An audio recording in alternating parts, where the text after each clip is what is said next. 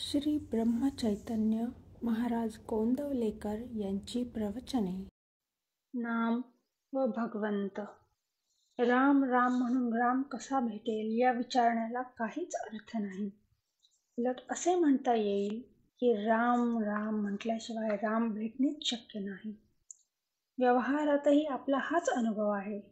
समजा आपल्याला एका गावाला जायचे आहे म्हणून आपण स्टेशनावर गेलो आणि जिथे जायचे आहे त्याचे सर्व वर्णन केले, पण नाव सांगता आले नाही तर आपल्याला तिकीट मिळेल का? उलट त्या गावातली काही माहिती नाही पण नाव ठाऊक आहे तर आपल्याला तिकीट मिळून तिथे जाता येईल. म्हणजे ठिकाण माहितीचे आहे पण नाव तेवढेच न आठवले तर काहीही उपयोग होत नाही. यावरून एक गोष्ट स्पष्ट होते की बाकी सर्व केले पण नाम नाही घेतले तर त्याचा काही उपयोग होत नाही. म्हणून नाम घेणेच जरूर आहे. नामाने भगवंताची प्राप्ती होणार ही खात्री असावी.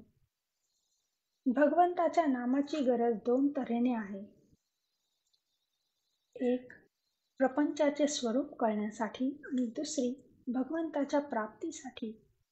खायला प्यायला पोटभर, बायको मुले, घरदार वगैरे सर्व गोष्टी असल्या तरी सुद्धा आपल्याला काळजी आणि तळमळ का असते हे आपल्याला कळत नाही.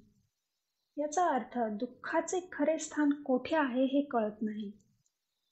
ते कळण्याकरिता भगवंताच्या नामाची गरज आहे. भगवंताची तळमळ लागेपर्यंत नामाची जरुरी आहे. नंतर भगवंता वाचून आपल्याला दुसरा आधार नाही म्हणून नाम घ्यायला पाहिजे. आणि शेवटी भगवंताच्या दर्शनानंतर नाम सवयीने आपोआप येते. एकूण आरंभापासून शेवटपर्यंत भगवंताचे नामच शिल्लक राहते. जो नामस्मरण करील आणि त्याचे अनुसंधान ठेवील त्याला भगवंताची जिज्ञासा आपोआप उत्पन्न होईल. नामाकरिता नाम घ्या की त्यात राम आहे हे कळेल. नाम घेताना जे घडेल ते चांगले आणि आपल्या कल्याणाचे आहे असा भरवसा ठेवा. भगवंताचे नाम हीच सच्चिदानंद स्वरूप सद्वस्तू होय. भगवंताच्या नामात जो स्वतःला विसरला तो खरा जीवनमुक्त होय. जे काय साधायचे ते हेच. बाकीच्या गोष्टी स्वप्नासारख्या समजाव्यात. त्या प्रचितीस येत पण नसतात. देहाशी असलेले आपले तादात्म्य हे एका प्रकारच्या सवयीने आणि अभ्यासानेच झालेले आहे. याच्या उलट अभ्यास करून भगवंताचे चिंतन केले तर जसे आज देहाशी तादात्म्य आहे त्याच प्रकारे भगवंताशी आपले तादात्म्य होईल. नाम आणि सत्कर्म. नाम हा सत्कर्माचा पाया आहे तसाच कळसही आहे. भगवंताच्या स्मरणात केलेले कर्मच सत्कर्म या सदरात पडू शकते. भगवंताच्या विस्मरणात केलेले कर्म सत्कर्म ठरू शकत नाही. समजा एखादा मनुष्य नुसते तोंडाने राम राम म्हणतो आहे पण तो भगवंताच्या स्मरणात नाही, मग राम राम म्हणण्याची क्रिया सत्कर्म म्हणता येईल का? वास्तविक नाम हे स्वतः सिद्ध असल्याने ते जाणता व अजाणता म्हटले तरी ते सत्कर्म याच सदरात पडते. कारण जेथे माझे नाम तेथे मी पुरुषोत्तम असे भगवंताचेच वचन आहे. म्हणून नामाचा उच्चार आणि भगवंत या दोन गोष्टी निराळ्या असूच शकत नाहीत. मुखाने नाम म्हणणाऱ्याचे लक्ष भगवंताकडे असो व नसो ते सत्कृत्य याच सदरात पडते.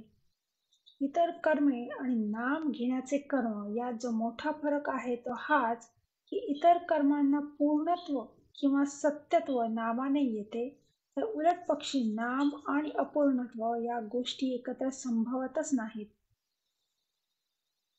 म्हणून नाम भगवंताच्या स्मरणात घेतले किंवा कसे हा प्रश्नच उद्भवत नाही. किंबहुना नाम मुखी आले की सत्कर्मे होऊच लागतात. मूल झाले की आईला पान्हा फुटणे, मुलाचे लाड करणे, त्याच्यावर सर्वतोपरी प्रेम करणे या गोष्टी जशा न शिकवता सहजच होतात तशीच स्थिती नाम घेणाऱ्याची सत्कर्माच्या बाबतीत होते. इतकेच नव्हे तर त्या आईला जर म्हटले की तू मुलाला जवळ ठेव पण त्याच्यावर प्रेम वगैरे काही करू नकोस तर ते जसे तिला शक्य नाही त्याचप्रमाणे नाम घेणारा सत्कर्म टाळू म्हटले तरी टाळता येणार नाहीत.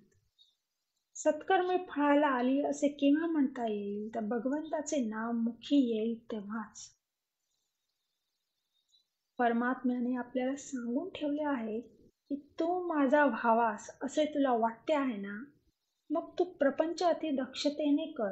प्रयत्नाला कधी मागे पाहू नकोस, पण फळ देणारा मी आहे ही भावना ठेवून तू वाग. जी परिस्थिती येईल त्यात समाधान बिघडू देऊ नकोस आणि मी जे सांगतो ते औषध घे. ते तुला सर्व रोगातून मुक्त करील. आणि ते औषध जर कोणते असेल तर ते माझे नाम हे होय.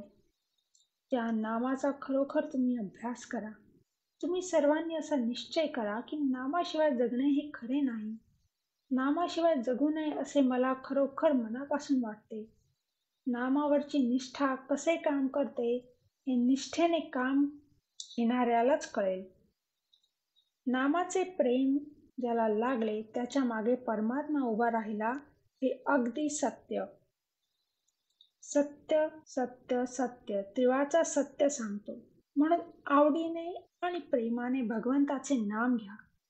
एकदा तरी त्याला कळकळीने रामा अशी हाक मारा की भगवंत तुम्हाला येऊन भेटावेसे वाटले पाहिजे. हरिओम तत्सत.